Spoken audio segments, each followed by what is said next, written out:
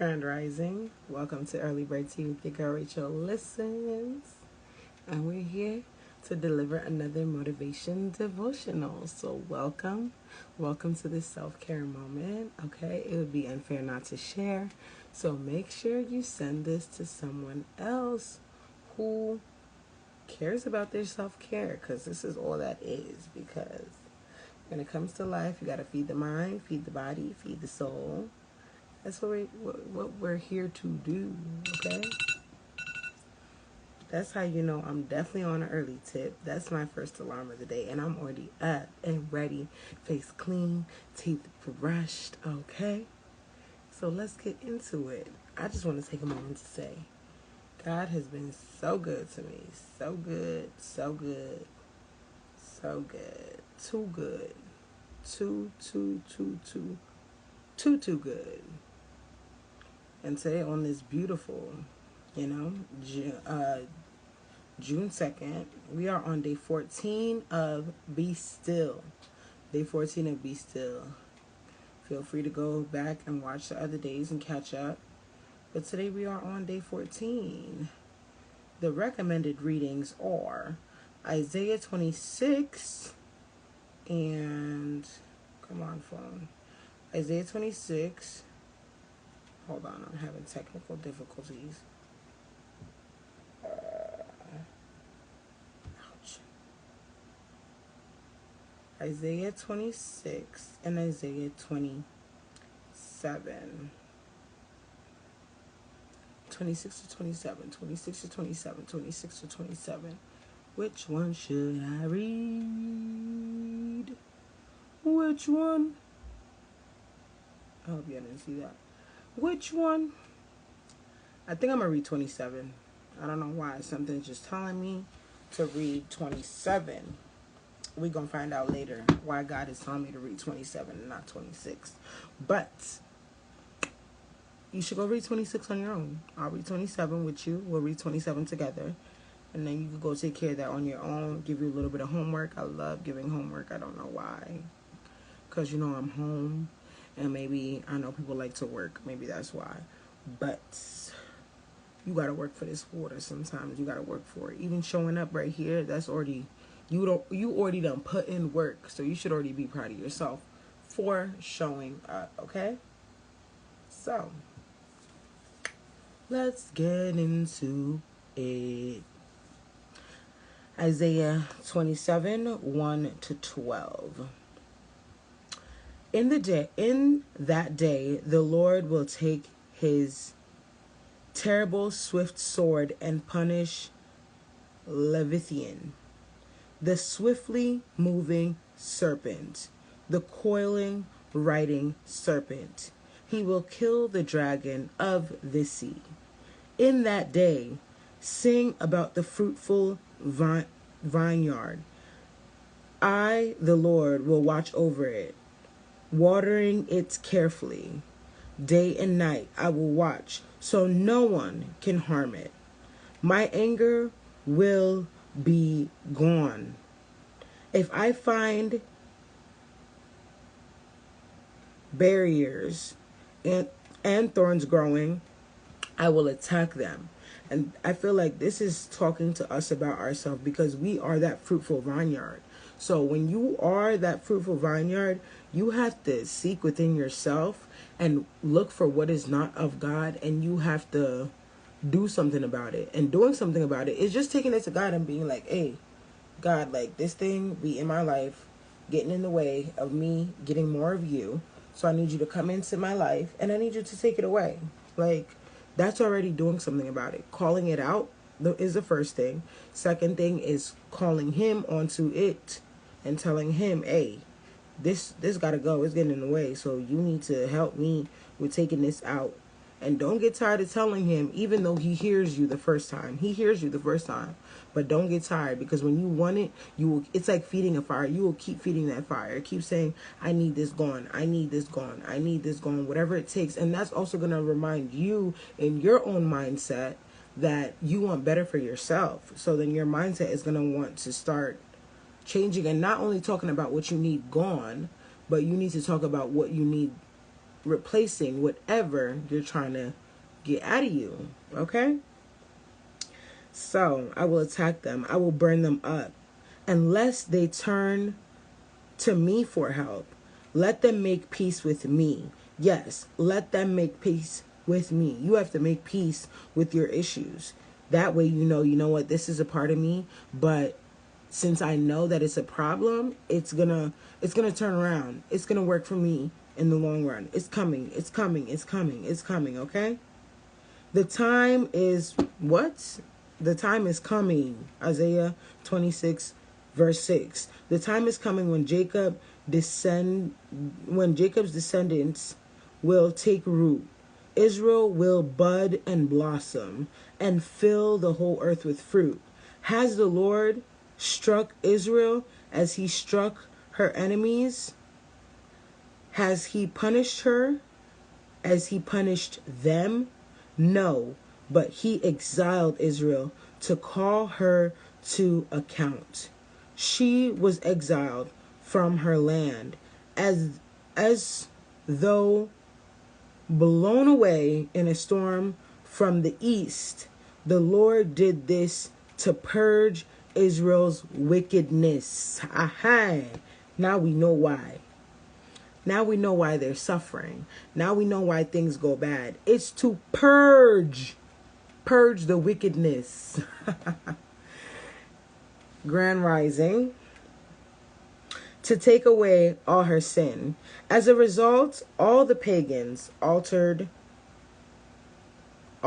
altars will be crushed to dust. That's talking to the people who be out here false profiting. Yup. No Asherah pole or pagan's shrine will be left standing. None at all. The fortified towns will be silent and empty. The houses abandoned. The streets overgrown with weeds. Calves will graze there, chewing on twigs and branches. The people are like the dead branches of a tree, broken off and used for kindling beneath the cooking pots. That's scary.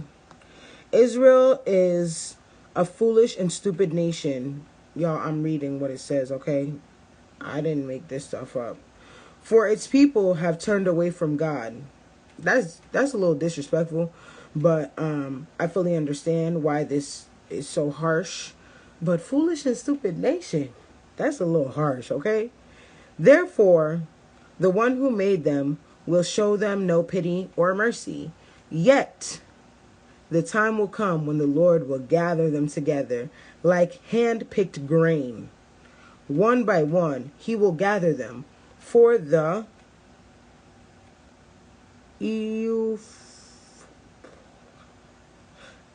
Euphrates River in the east to the brook of Egypt in the west. In the day the great trumpet will sound. Many who were dying in exile in Assyria and Egypt will return to Jerusalem to worship the Lord on his holy mountain. Isaiah 27, 1-12. Okay. That's that. Today's devotional is called Perfect Peace. Perfect Peace. It's so crazy because yesterday I met with my church group that's in Kenya, but we meet on Zoom. And we were praying for the new month and the other half of the year that we're getting into, June, yes. Your girl's birthday's coming up, by the way. Get ready. But I prayed for peace. That's why I brought that up. Prayed for perfect peace on our minds, on our bodies, and on our soul, because peace is so important. And I think this devotional today is going to tell us why peace is so important, because a lot of people don't search for peace. It's like they have peace within the things that they get. When they have money, they have peace. When they have their little dwanks, they have peace. When they have their little lady, their little girlfriend, their little this, they have peace. But you need peace regardless of whether or not you have those things. So let's talk about it. You will keep him in perfect peace Whose mind is staying on you? Because he trusts in you. He trusts in you, so why not trust in him? Okay? As believers, our citizenship is in heaven. Our citizenship is in heaven. But while here on earth, we are living in enemy occupied territory. We're living in what? Enemy occupied territory. That already tells you that everyone on this earth does not want the best for you, because we are living in enemy occupied territory on this earth. This world is hostile towards God, especially in America. Okay? Hostile.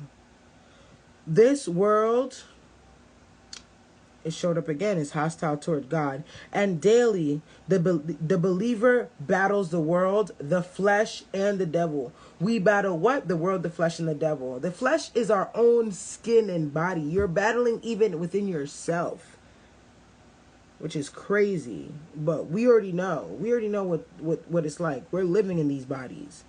But the Lord gives his people the perfect solution. Protective walls to deal with the onslaught against our soul, and perfect peace. We can have peace, assurance, and rest because we know all the tumult. Why today they just decided to use some vocabulary that I don't know, and I'm very educated. What is tumult? Around us is temporary as our heart and minds stay on God. Wow. The word mind here is interesting in Hebrews. Whereas in other places, the mind is generally associated with the heart, here it means the frame or a thing framed. So that means that our mind is our frame reference. It's the border. It's what keeps everything held together. Because you know what a frame does. You know what a picture frame. Let me show you what a frame does, since I got this little picture right here. And we twinning. What are the odds? But you see, the picture is right here. This is the main important part right here. But the frame encapsulates the picture. The frame makes the picture pretty. The frame holds everything together. So they reference the mind to a frame. The framework is where Israel is what Israel is saying. The Lord wants us to have a framework or an outlook that is stayed upon him and his purpose, his plan. All that's saying, and all those very trying to be extravagant words, is that your mind is like how they like to say that your mind is a root of all evil, or like your mind is where things take root. When you entertain a thought, like it's in your mind, and then from there it causes actions. So let's say you're thinking about doing something that whatever this is to you, I'm not hinting at anything specific, but you're just thinking about doing something that you know that you're not doing, and that you know that you're not supposed to be doing. It starts in the frame of your mind, because you think about it, you dwell on it, and then after that you have to make a decision. Are you going to act on it, or are you not going to act on it? And that's where things take place. And for me, what I like to say when you're dealing with the mind is, if you don't want to do something, or if you don't like a thought, don't entertain it. Switch your thought. Do something. Watch a movie. Something. Go to sleep. If you need to, go to sleep. If you see your mind is going to the gutter, and you like, you know what, mind, you trying to take me somewhere I don't want to be, you could go to sleep. But sometimes sleep still gets you back there, because you're going to be trying to fall asleep. You're going to be having a good time in the mind. Do something, like listen to some music. I don't know. Work out. Do some crunches. Do some sit-ups. Do some pull-ups. I don't know. Do anything. But if you don't want to entertain that bad thought, and then you feel like regret is going to kick in once like you do whatever you're thinking about doing, then you definitely want to switch that. But you can do it. Feel bad about it later. Yeah, get something. Do something, because we already know what we deal with and what we struggle with on a daily basis, especially with social media. When you're on social media, it be feeding you things that you don't even want to eat, like getting you excited and you don't even want to be excited. So when that happens, it's like, I don't want to do this. But now that has been planted because I watched this thing or this TikTok or whatever, and it got me feeling some type of way. So you got to do something. Purpose in his plan. One that says, not my will, Lord, but yours will be done. In surrender and control, we find peace. That was the money coming in. But it says, in surrender and control, we find peace. Surrender, control. Let go. Let God.